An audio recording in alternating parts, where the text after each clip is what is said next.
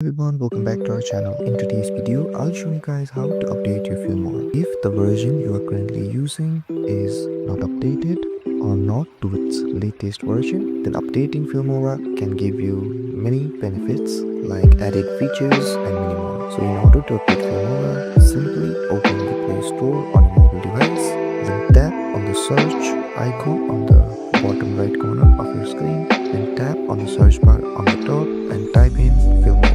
After you open Filmora, you can see two options called uninstall and open. If it says update instead of open, simply tap on it. But because my Filmora is updated to its latest version, I can see the open button.